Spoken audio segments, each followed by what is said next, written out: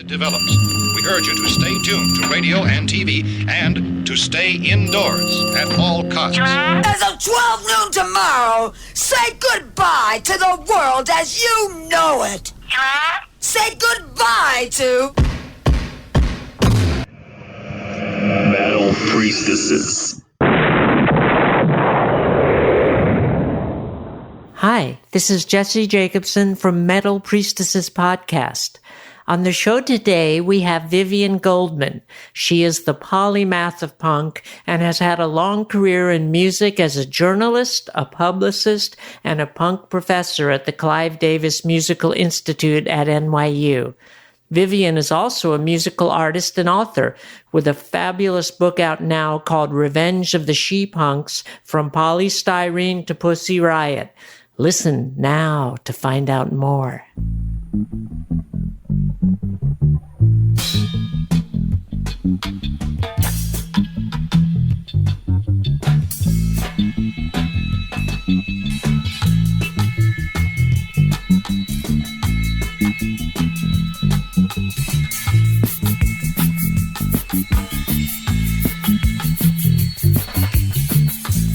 I wanted 10 pence for the dryer. Yes, that was how we met.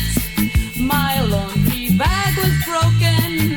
My clothes were soaking wet. I felt Hi, Vivien. Hey, Elizabeth. Lovely to meet you. Oh, she is just adorable. What a great hat. I love that hat. Oh. This is How's everything going, ladies? Well, we're so excited to have you. Jenny has a great story. No. Can you introduce us, Elizabeth? Yeah, so we have Jenny and Jesse. They're in a band called Backstage Pass. And they started, what year did you start? 1976. Wow. Yeah. I didn't join until last year or the year before. So. 2018. Yeah. I don't really count. In 2018. Yeah. Hi, Vivien. How are you?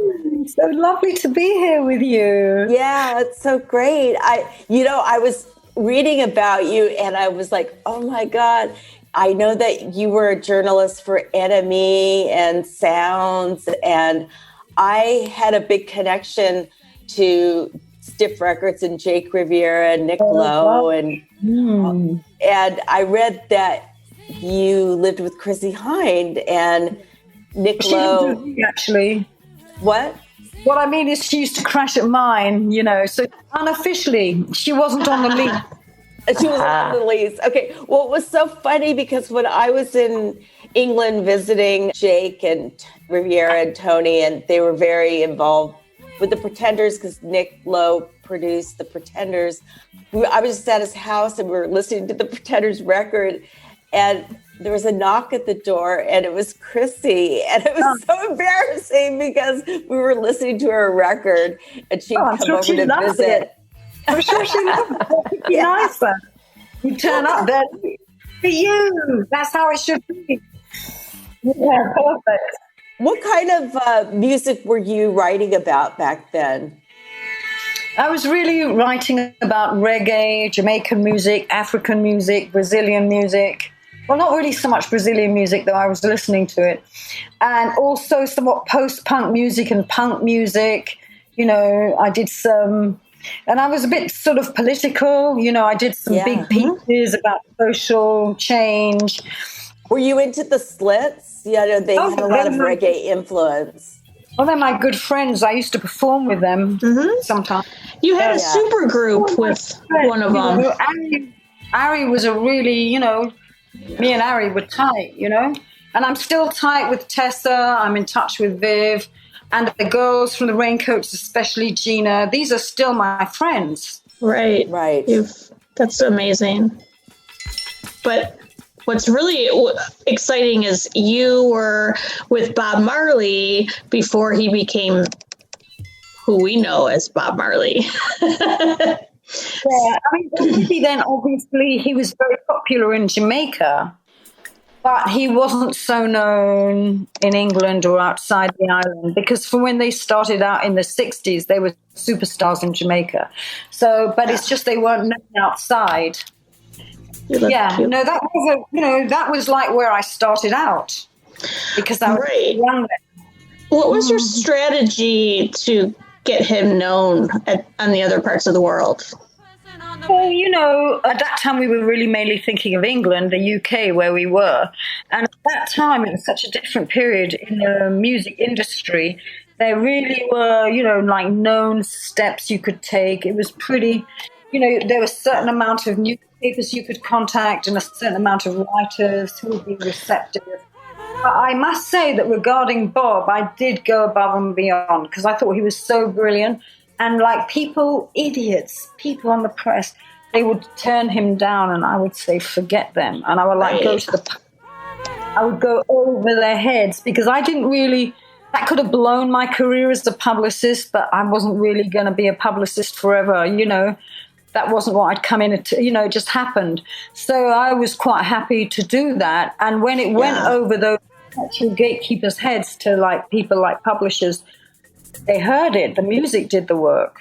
But I was that on fire about him, but I was very, punky in my attitude, like, you're not going to stop me. You know what I mean? And it was a different time, too, in terms of getting access to people, wasn't it?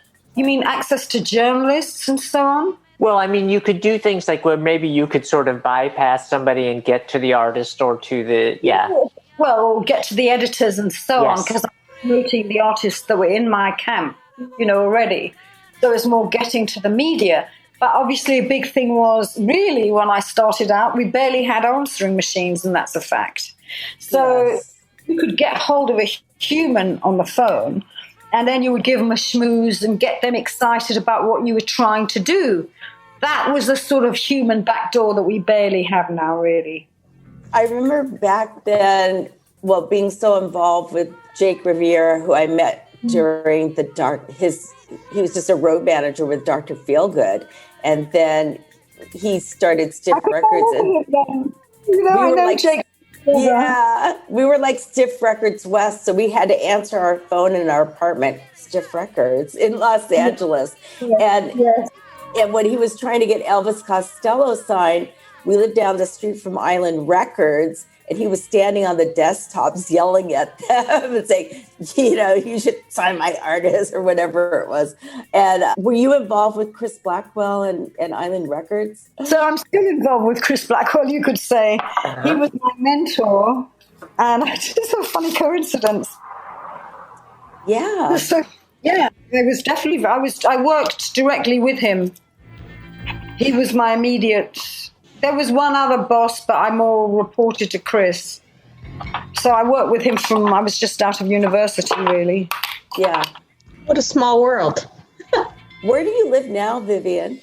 Well, I'm actually, as we speak, I'm in Jamaica, where I'm almost living. I was going to say that those trees didn't look like New York to me.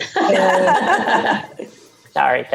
I've seen New York and all that, but, actually I was here before the coronavirus. Oh, okay. And then the virus started, and I live in Jackson Heights. It was very difficult there.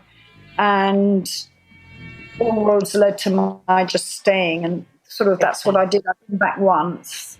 But aren't you upset you missed the government coup here? I would say, what a circus. I mean, watching it, you could hardly believe you were watching it, right? Right. Well, you know what? I kind of thought about that when I was reading that, you saw a lot of violence on the streets when, in the 70s, when all the political stuff was going on over in England. And I thought, well, this is our time, I guess, but we don't have any good punk rock bands. Well, is there really one? There must be. There are. Vivien, no one knows. Vivien, when you were living in New York, you're known as the punk professor, correct? I'm still technically living in New York, actually. It's just one thing and the other that I've been away, but still my residence. So you work at NYU in the Clive Davis Music Department, is that correct? Yeah, the Clive Davis Institute of Recorded Music. Right. My cousin is also a professor at NYU. No. His name is Ben Kafka. He's related to Franz Kafka. No. Yeah. Oh, I'd love to meet him. Yeah, I'll introduce you. It could be Kafka-esque, you know. It's like Can you Georgia. tell us a little bit about what you do as a punk professor? You might want me to talk about Kafka. Well, I have been teaching there almost kind of since the department started. And I just came off a couple of weeks ago teaching a Bob Marley course. And I teach a Kuti course and, the Nigerian creator of Afrobeat. I teach a David Bowie course, so on and so forth. Generally, stuff that I've been involved in, stuff that I kind of relate to. And in a way, I spent a lot of time making documentaries in the 80s, in the latter 80s. I went into television. Oh, wait, you did a documentary on Kid Creole and the Coconuts. I love him. That's I did wardrobe for them. No, I'm still completely tight with all of them. I speak to Adrian all the time. And I wrote a musical. This is another thing. We're losing our direction now. But yes. I'd written a musical with August that was on at the La Mama Theatre in 2016. Yeah. Yep. And we were very close. I love that band. I have all their records. I'm like, they don't get the notoriety that they should. No, they had great songs. They did. And I dressed them at my store straight jacket, and I did some costuming and wardrobe when they did their shows. Fabulous. And it was so much fun. Fabulous. Well, that was one of those instances in the music journalism career where I made a sort of connection that turned out to be like a life connection, because you really, really, really got on, and it went beyond, it's not supposed to. It's just sometimes you have an affair with people and somehow you actually become friends. That's what happened, but not very often, considering that I was working all those years doing an interview a week. There's maybe, 4 or 5 people in all of those interviews that became family. And Kid Creole is one of them, You're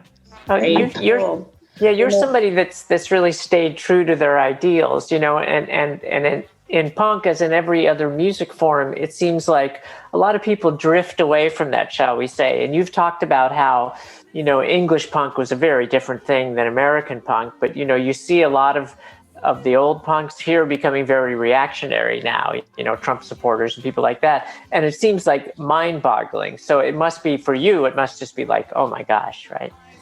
Well, John Lydon, my old brethren, from the Sex Pistols. Yes. Yeah. I haven't spoken to him about it. We don't speak all that much, although we're not in touch. We're sort of but we just don't speak all that much. But I wonder whether, he lives in America. Yeah. Yeah, Los Angeles, Partly, I believe. Santa Monica, as a matter of fact. Maybe he's just trying to be punky.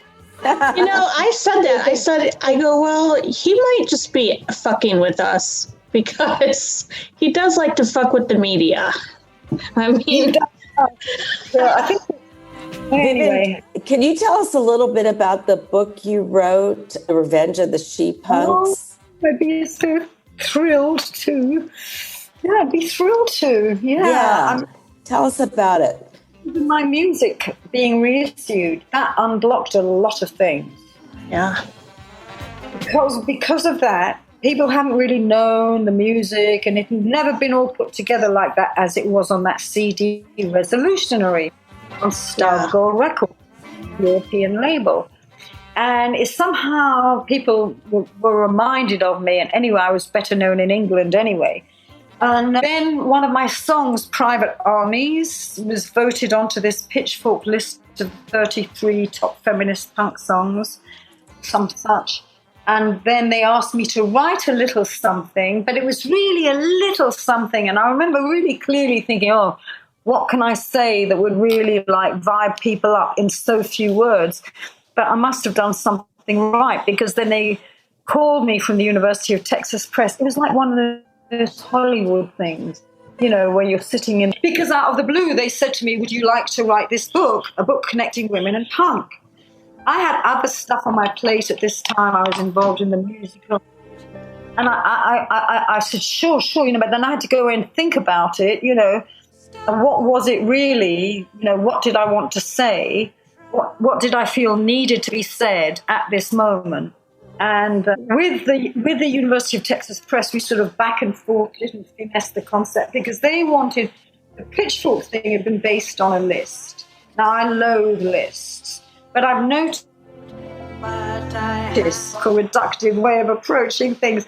But for whatever reason, don't people love lists in these magazines and so on? So I'm like, okay, but I can't write a thing. I just have to have like a thesis or something to say, which I can use the lists as kind of a framework. As if you were growing a plant and you had a trellis. Yeah. You would have a list. So that was the format we agreed on, and it was on from there. And, I had been a little annoyed, should we say, at the easy breezy dismissal of punk that we've been seeing, because to me, the most important aspect of punk, far and away, was having female artists. And I lived it, you see. I was there before punk, being really isolated, the only women among all these pretty hostile, a lot of the times guys. It wasn't the musicians who were hostile, not the artists on the paper. Not every single one of them, but honestly, most of them. And, who were you saying that were most hostile, Vivien? Can you say that again? The people on the paper, my staff, my writers. Okay. They didn't want me to be there. They didn't want me to exist because they had a whole concept, whereas pop music or rock or whatever was just a sort of cockocracy. Yes. And that's how they wanted it to stay. And they really... Did you come up with that term? How do you say it? Live on the cockocracy. Cockocracy, yeah. Good one. And, I had so much aggravation. It was a good thing I sort of was used to being a bit of an embattled outsider and not expecting much support from the system anyway. So that you're ready for it. But it's kind of funny now when you look on it because I became a professor in music, write these books still a bit about music and so on, It's funny, I don't see any of the guys around now. Some of them are on Uncut or Mojo. Yeah. Some of them are on Uncut or Mojo. But it's funny when they said, women don't buy music, women don't listen to music. And I'm like, what? Actually, I'm a features editor, a job which I may add I only got by a certain point. They had me as acting features editor for so long, but in the end, I virtually pinned the editor against the wall. In fact, I did.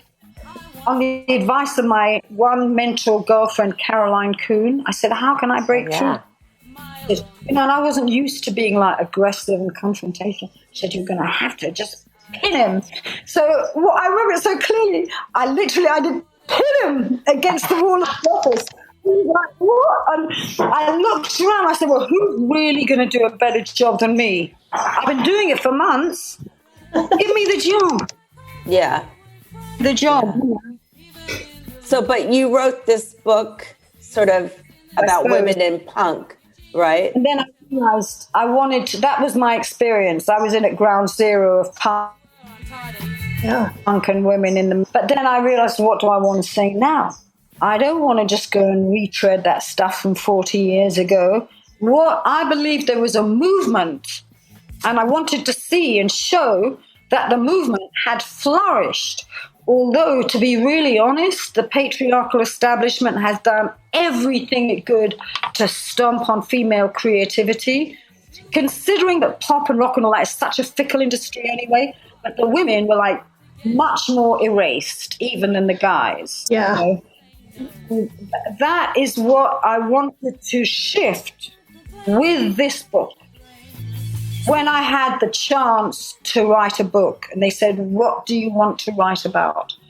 Now, obviously, there's other fantastic books. It's another generation, like our girl Lucy O'Brien and her She-Bop book, just going into its second, some edition or other. And then my dear friend Evelyn McDonald, I know Evelyn, yeah. In Who Rock, but mine is, the difference with mine, apart from a lot of the lived experience, is that I was really, like surveying the troops in a sense, seeing where everybody was at now internationally, because that's what had never been. Though they tried to stomp on us at a certain point, the imprint could not really be erased. And that the work, of my generation with the slits, the raincoats, etc., picked up in a way by the Riot Girls, Yes. and had resonated internationally. However, I did not know this for a fact, so I sensed it in my gut.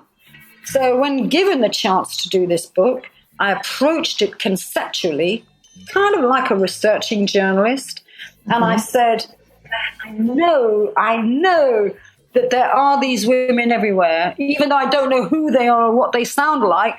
If I go out and look for them, I'm going to find them. I know they're there. And that's what happened. I know when I started, when I started playing electric guitar in high school, there was so much flack and no support whatsoever, and they would say like, yeah, if you play Cat Stevens, that's cool. And I'd be like, yeah, but I don't want to do that. So it wasn't really until I came to Hollywood. Well, it was because my mom died. I just ran away to Hollywood that I even found support, and people are like into it. And, the punk scene was kind of emerging, and it was just kind of happening, I think, out of that need that there was just other people that wanted to do this music, but there was a lot of pull, bands that didn't want that were just like male bands that didn't want any kind of change. But, we were going to do it anyway. I was. That's the unstoppable spirit of the she-punk. Yeah. Yep. So do anything, right? Yeah. Well, it does seem like punk was a big reset, and the cockocracy didn't like that. The fact that there were so many women, and they were really quite often the most vital part of it. And post-punk came out of that, the Susie and the Banshees and just all sorts of people. And I think that they wanted to reclaim that. So they go back and they sort of, I think you've done the opposite of this. They sort of modify the history to write queer people out, to write women out, to write, I'm trans. So, and it was interesting to me because in some ways when punk first happened, it was so great that it was an advancement for women, but I felt like the male part of it was so male. And I was a big fan. We did a friend of mine and I did a version of Anarchy in the UK because it wasn't available here. We just did it on, drumming on suitcases and stuff like that. But so it was sort of like it really changed the whole formula, but there was such a backlash to that. And luckily it didn't really succeed no matter how hard they tried, right? Yeah. Can you talk a little bit about polystyrene and X-ray specs?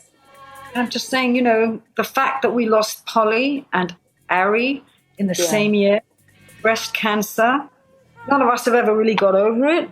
No. So Polly, she was a great girl, She was obviously very sensitive. She's obviously very clever.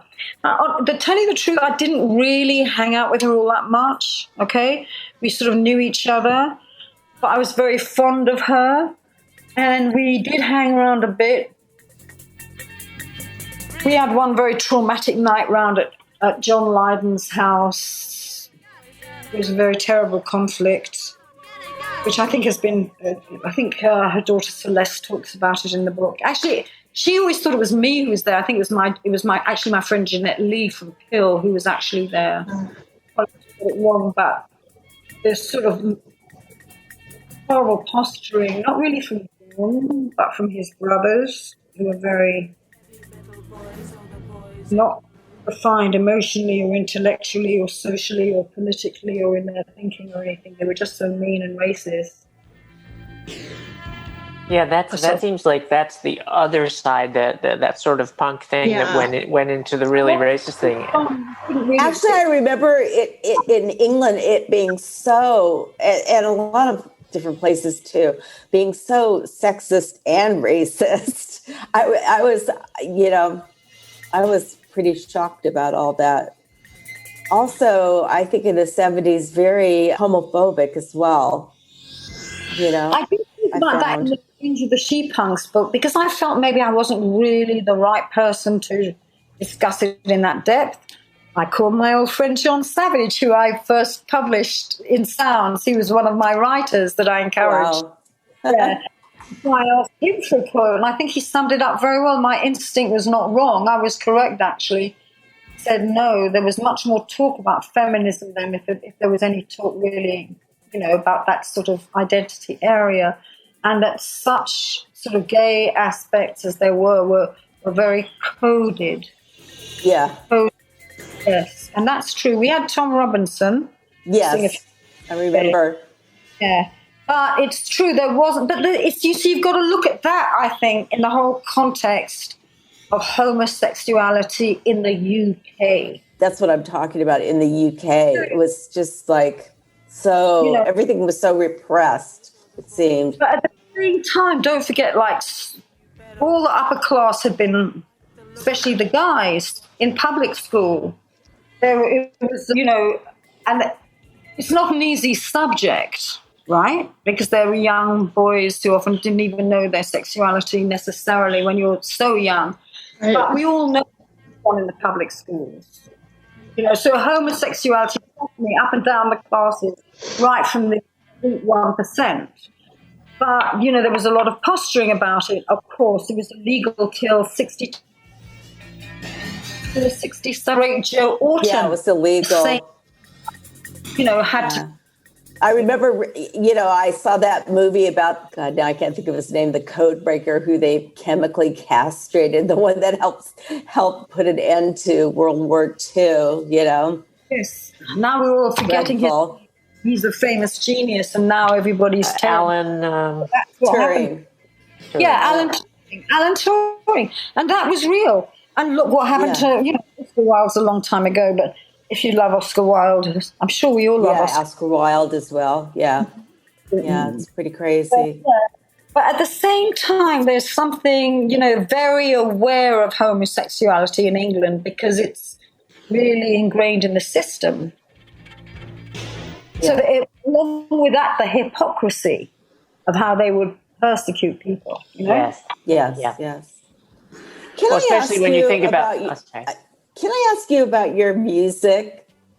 Sure. You just made my first you were in a band called the Flying Lizards, right? Yeah. And you were one of the vocalists and one of the songwriters as well, yes? Yes, absolutely. And also, I have just made my first ever album produced by from Killing Joke. Produced by who? Youth from Killing Joke. Oh, my goodness. Yeah. When is that coming out? Well, it's supposed to be coming out in the spring. I'm actually looking for an American deal, if you ladies have any idea. Okay. Oh, we know. Should we go stand on the desktops of Island Records and try to get you a deal? Different times, baby. Wait, you're with Chris Blackwell. Doesn't he have any strings? It's not a pro. Trust me. Trust me. It's fine. People vaguely nosing around, but otherwise it's coming out in spring anyway, and then it will just be available like an import. That's so exciting. What are you calling it? Do you have a title for the album? The whole album, and I've already got a lot of remixes in. Marius de Vries has done a remix. Wow. Who works with, only writes Hollywood soundtracks for Ron Howard and stuff. He kindly came out of remix retirement to do one because he said he liked the stuff. It was so original. Cool. So, and various other cool, nice, good people have done remixes. One of Cameron Bay's proteges, from Nana Cherry and so on. Yeah. So Who's playing on it? Who's playing on it? One of those modern things where you play tracks. I was Say it never. again? He gave me tracks to write to. Okay. Oh, okay. Like when I was in the Flying Lizards and we were all in a room. No.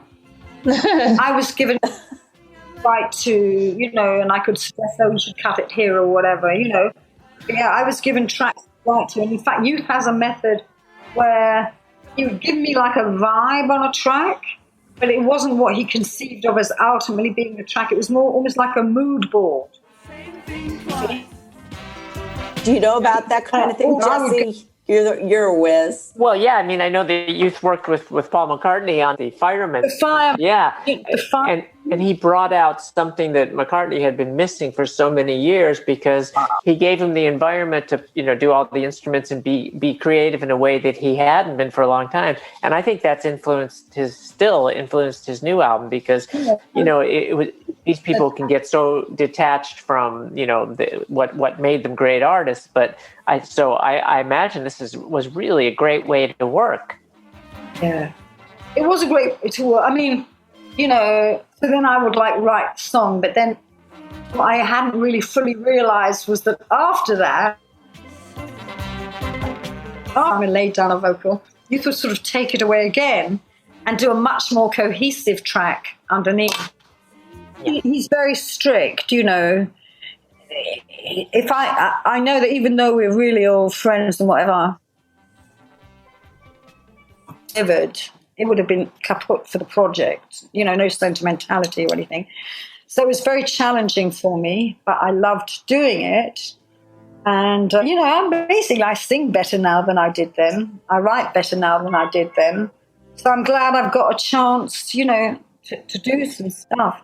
I think you'll like it a lot. There's a lovely sort of feminist anthem for all my girlfriends on it. Yay! It's super.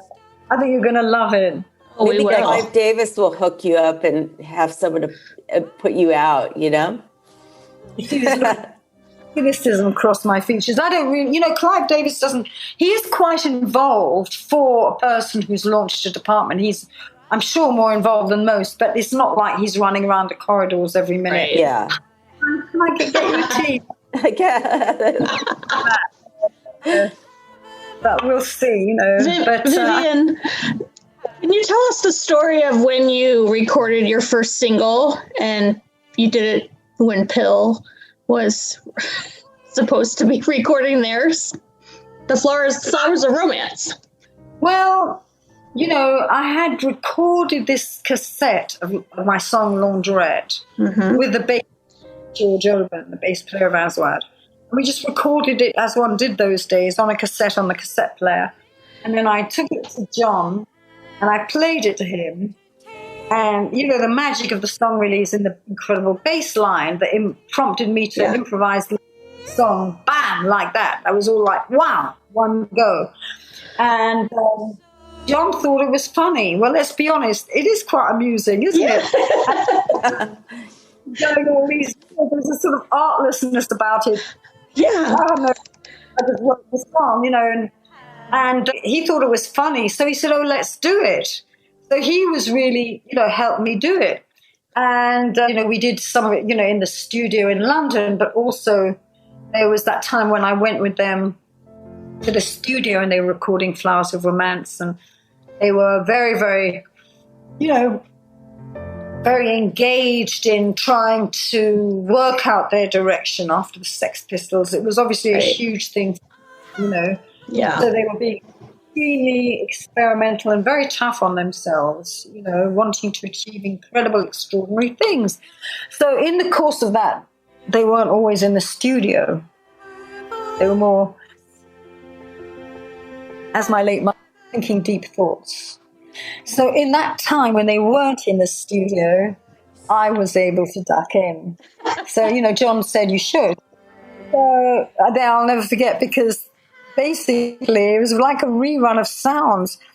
All the engineers and all that, they were so, John wasn't there then. He was there when we did it in London and recording I don't know. What I remember very clearly is how cheesed off those engineers and are having to record little old me. They're like, why is this doing here?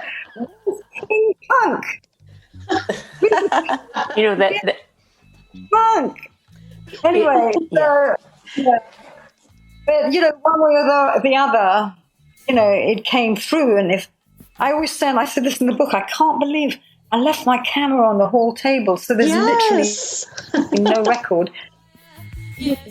At that time, you didn't take photos. I know. Yeah. Sort of, we didn't even know what we would come out with, really. So anyway, but it really was a very good session with, you know, who Robert Wyatt is. Mm-hmm. Robert Wyatt is such a genius. And then John was so excited because he worshipped Robert Wyatt. And Robert Wyatt was very interested because John was wearing the swing, so it was like interesting. And then we had Vicky from the Raincoats, George Alban, and of course my friend Steve Beresford, who had been in the Flying Lizards with. And we made it happen. It's such a fun song. And it's got such a great story about recording it. Well, it's also interesting what you said about the engineers, because everybody we've had on the show, from Linda Ronstadt to all, has talked about how the men in the business always sort of want to impose their will. I mean, even, June Millington of Fanny, she was, they got to write their own songs. They played all their instruments and everything, which at that time almost didn't happen. And yet when they got in the studio, whether it be Todd Rundgren or whoever, was trying to, imprint his will upon them. Funny you should say that, because I've just delivered a novel to my agent, my first novel, and it's a semi-autobiographical novel. In that novel, which nobody's yet read, obviously, is a scene exactly what you describe.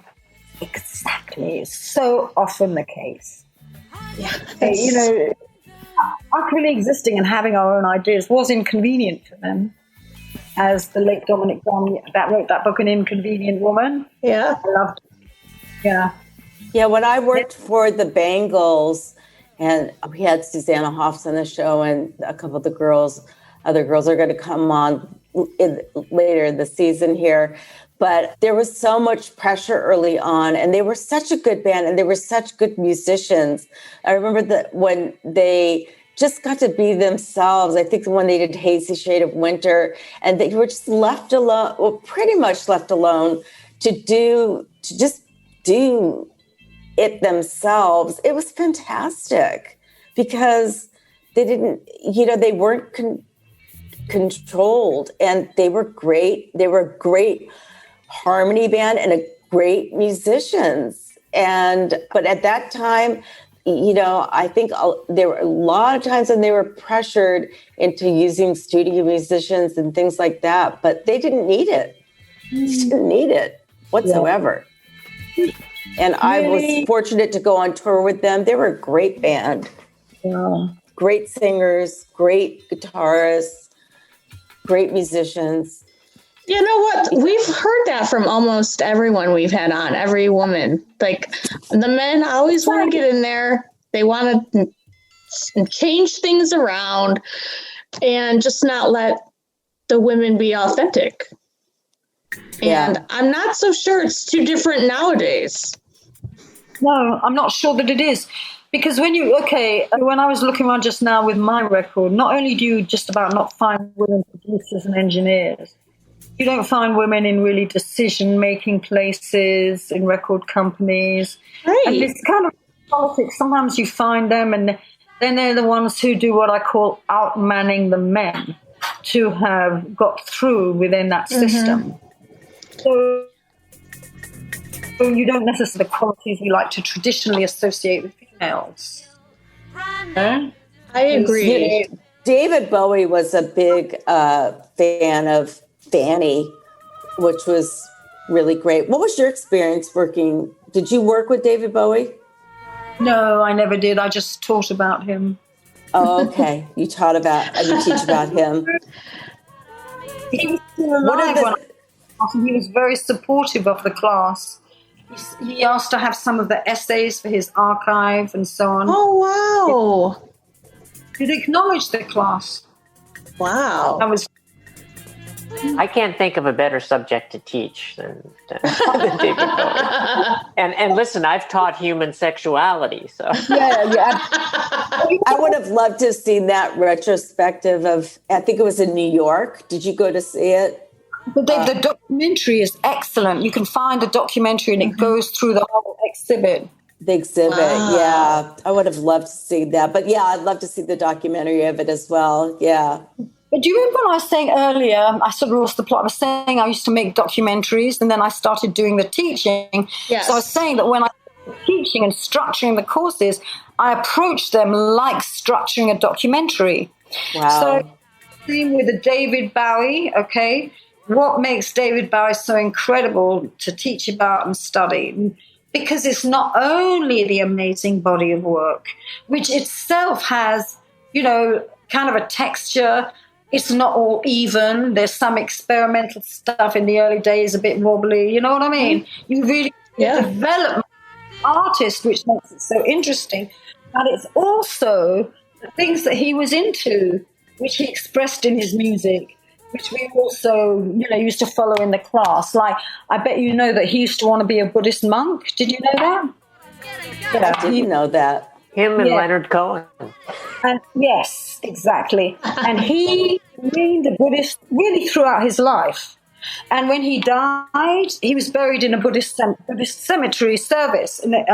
He had a Buddhist service. And so we're able to explore that sort of thing in the course as well. His involvement with that and how he refracted the philosophies and ideals for that. And then when you're teaching it, let's face it, why should they have to? But very often the students don't actually know, say, the history of Tibetan China, right? Right. Which is the stuff Barry sings about in his songs, like Boy Blue, the early song. Of course, he does 7 years in Tibet and so on. Yep. So it's a lifelong... Anyway, to cut to the chase, what I'm saying is that teaching and indeed studying David Bowie is a window into many fabulous things. I know he did have a whole philosophy about the way that how expensive it is with dying and funerals and all that. I think he had a whole philosophy about that, didn't he? Probably. I think so. But I know, when you watch the Black Star video, Black Star. Yeah. Yes. He made Great video. and the motifs about life and death. And I've always seen, although I've never heard anybody else mention it, but in that video, I've always seen voodoo ceremonies. I think not everybody who sees it knows enough about the voodoo ceremonies to kind of recognize it. Yeah. I see it. That's for sure. And talk about a star man. David Bowie was one of those. Yeah. Precious. I not only love the music, but I so loved all the fashion throughout his career. It was so fascinating, Yeah, and also I think... Go ahead. Sorry, Vivien, did you ever go to Vivienne Westwood's sex shop? Yeah. I'm a Londoner, and I'm away. And that time I was living in West London anyway. Right. John lived in sex shop. I'm not sure where you live. Oh, Chicago.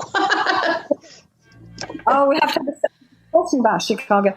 Yeah, but imagine it's just your hood, your manor. So yeah, that was part of my world. Anyway, my neighborhood. Yeah.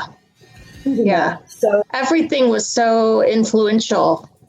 I used to love shopping in London, like going down the King's Road or going to Camden Market, and I don't know, just this is my favorite. I lived a block over from Portobello from 2012, 2014. Obviously, a lot different now than it was back then. Yeah. But still Portobello Road. Yeah, that's where I lived for all the time until I moved to America. I love going to Marks and Sparks, Marks and Spencer's. I miss it so much because I have the VPN to watch the English television, and over Christmas having these ads for Marks and Spencer's and Waitrose, and they had the food ads. They had all these exciting desserts, and then they had some Hungarian special dish, a ring made out of chestnuts. And I was there, I want my Marks and Spencer's, you know. Yeah, I love the makeup there. And then I used to always go buy knickers. That's one of the only places you can still get clothes at the moment is Marks and Spencer's, because everything's closed down. But Marks and Spencer's are... What about Brexit? What about Brexit? We were talking, my wife and I were talking about moving back before it happened because I wanted to retire. I've lived there 3 times, in London a couple times and in Surrey once. And it's just, heartbreaking to me what's happened there. And I'd love to hear, because you're a London native, Hampstead Heath, if I'm not mistaken, right? Well, Hampstead Heath. I was opposed to it. I felt that if the British would have been maybe better diplomats, it would have been better there were issues with the European Union, okay, and could have really been ironed out with diplomacy so that the European Union could have continued to work. And in fact, I think the deal they came away with was not all that much better than what was before, but at the end, everybody's so exhausted as well. They just had to call an end to it with much relief.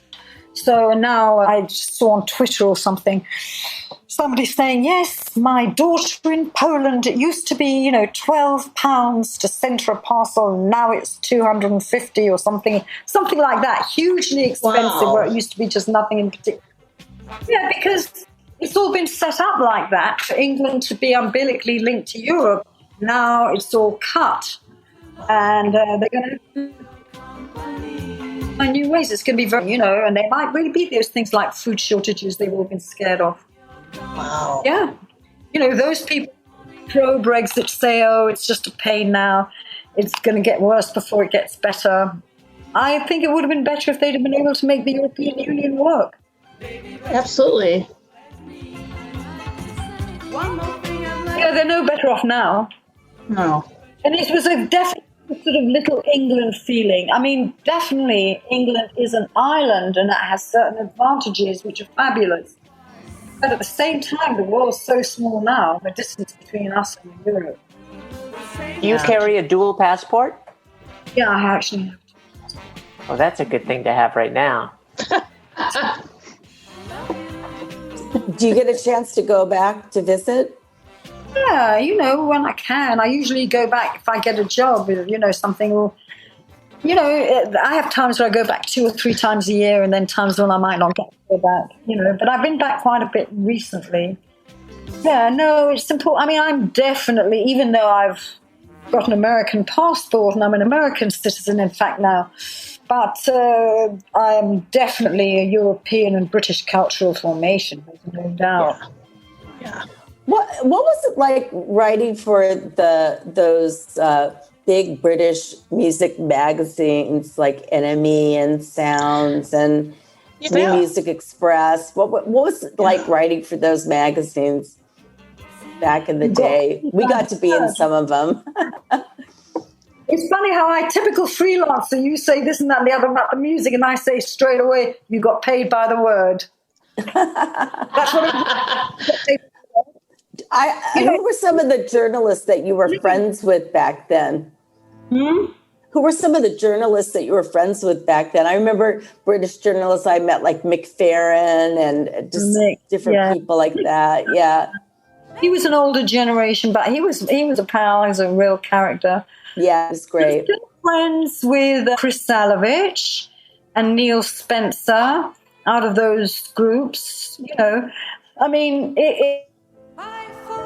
in retrospect, because you would, there wasn't that sort of VIP mentality. It was much more mucking in. It was punk time. And you didn't have that separation between the band and the journalist and the fans. Everybody was more mucking in together, in my recollection. And I hate the way it is now with all cozy, velvet rope mentality. Did you get to write for any American magazines? I have this Cream magazine or Rolling Stone or anything like that. I was the London correspondent of New York. For which one? New York Rocker. You were doing New York Rocker. Was that Lisa Robinson? Was New York Rocker Lisa? Oh no, maybe that was a different one. I was also the London correspondent for the Soho News. Oh, so that was way hipper than just Rolling Stone. Yeah. They were already, establishment anyway at that time. Something against. Yeah. But like Rolling Stone, we were trying to be a different sort of voice to Rolling Stone, which to us was the boring old establishment. Right. What can you tell us about your novel? I think it's right up you ladies' street. I can tell you one thing. It's set around music and all that, and it is semi-autobiographical. I'll say for sure. It's funny. Oh, good. It's funny. Good. I wanted to... We'll have to have you back on when it comes out. Oh, I would love that. They've only just gone off to the agents. Got a long road to go. Now, when you were working with all these bands, is there anybody that you fell in love with? Fell in love. I'm not really sure that's so much my forte. Fell in love, yeah, That's such a British thing to say. It's a tough question. You hook up with who you hang out with. I know. Don't you? And I remember. So, yeah. That was who I worked with and hang out with. So, yeah, that was a lot of my fellas came from the musician class. Yes. Or the class or whatever. There was fraternization. Or should that be sororization? Taking it back to the Latin. That's right. So, soror means brother. Sorry, I'm from England. I did 7 years of Latin. And that's a fact. I did 7 Yeah, the school systems are very different, and that's why you see these lunatics overthrowing the, Congress here. Yeah. I'm not even sure that 7 years of Latin could have helped that shower. Well, anyway, it's been so fun having you on the show, and you have such a vast career in the music industry and being just coming from so many different aspects of being a musician, being a writer, being a publicist, being a punk professor. It's just being an author. It's just so incredible, the amount of things that you have done, Vivien. It's just so inspiring, and I'm just so in awe. I have a blog, and it's dedicated to women in underground punk and heavy metal and new wave, because they don't get enough press. So they're all new bands, and I'm just so inspired. I'm so thankful that women like you came before and kind of paved the way for what I do now. Oh, bless. Well, it wasn't easy, but I'm still here. You are still here. You're still standing. You're still standing. I'm only still standing. I'm not joking. I mean, my work is getting better and better to me, in my opinion. That's great, and that's unusual too. Yeah. That's why it's important. I think when I was writing She Punks, I noticed that there were other women of my generation coming back to doing music. Yeah. I think it's very important because they only look at women in music traditionally as a commodity, and I say in the book, with a shelf life as short as any skirt. Yeah. That's how it's supposed to. Yeah, when we interviewed a good friend of ours, Alice Bagg from the LA punk scene. Yeah, I think when I went to see her do her album release, not this latest album, but the one before, she said, no expiration, it's like, and that's when our band got together. And I think, being in your 60s and strapping on a guitar, what could be more punk? Thank you. Yeah. Thanks.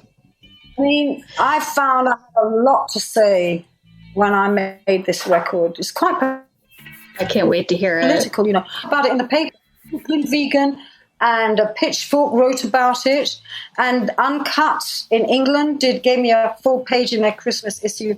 They wrote about this song that I managed to squeeze out just before the election, on the Friday before the election. It's called I Have a Voice, and the video of it is on YouTube. It's the first thing to come out from the new record. Oh, great. You can watch it. And I use in it, because it's political, it's a pro-vote song, and I use in the videos protest march photographs by my sort of sister, Jeanette Beckman, the pioneering. She's a great photographer. So she let me use some of her stills, and people like it, far be it from me to say, of course. So go and look at it for yourself. It's kind of an unusual song. It's very heartfelt, and have a look at it. I Have a Voice. Yeah. Oh, so, very excited. Yeah. Me too. It's I nice. have one last question for you. Yeah, sure. Will you be doing an album or a book in Latin? Oh, I love it. Oh, I love it. Gaudeamus igitur. That reminded me of Sounds good. in Latin. Yeah. Therefore, Yeah, there were some really good female punk photographers in England, like Jeanette. And did you know? What's her name? I have this right here, Erica Eckenberg. Oh, Erica. Yeah, I remember Erica. And Jill. You know that girl? Has and God Created Punk book, which I love, of her photos. You know, there's a lot of women in punk that need to be celebrated. Yeah, that's because it was our opening, you see, and we seized it. And I can tell you, prior to that, there was girls. You see, there was just me. That's how I used to feel all the time. Yeah, it was just me going into the office, dealing with all these, with all these reductive women haters, Yes. And that's what it was like. So I'm so happy to see, for us to be together, having this conversation, to vindication of all those years. Yeah. Well, thanks to you. Yeah. I really believe that if it wasn't for the women that helped start punk, and that it wouldn't be as good of a scene, that it was, that there was a lot of women that really helped build up the scene, that made flyers, that did zines, that did all kinds of stuff for punk, that helped. And I even know, like, with one of the big punk places at the Mask, and we helped build that. We helped hammer the rehearsal studios. So women did help build punk. You built that city of rock and roll. Yeah. Well, I'll be honest. I was writing a book of when I was doing the record. I've said this actually in other interviews. It just sometimes surges up within me. I didn't realize how much anger I had. Even now, starting to think about it, I get like a bit choked up, because maybe it's a survival thing, but maybe it's just anyway like to have a laugh. I'm just like that. And in my family, we all be funny, so it's like you don't let it get to you, you take it on automatic. It's just going to, roll off you, But I think, I was traumatized by those experiences. And sometimes, when I was writing the book, thinking about these issues, like I said, I would feel, choking up in my chest. You know what I mean? Yeah. Well, when the world is round again, can I come sit in on one of your classes? Yeah, me too. I'm a New Yorker, so I got to come. Me too. We all want to come. We all want to come. Field trip. Oh, bless. It's a great time with all of you. Thank you. You've been so requested, so I'm so thrilled that we finally got to connect and have you on. You have so many fans all over. So much. Yeah. Thank you. We love you. Looking forward to hearing your record and reading your books. Yes, absolutely. please do look up the new tune and, you know. Oh, I can't wait.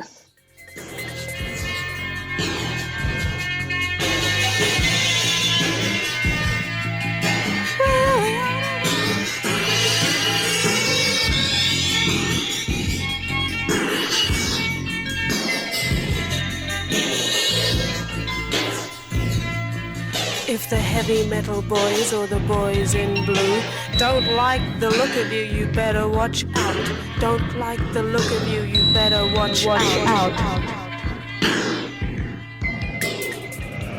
Metal Priestesses.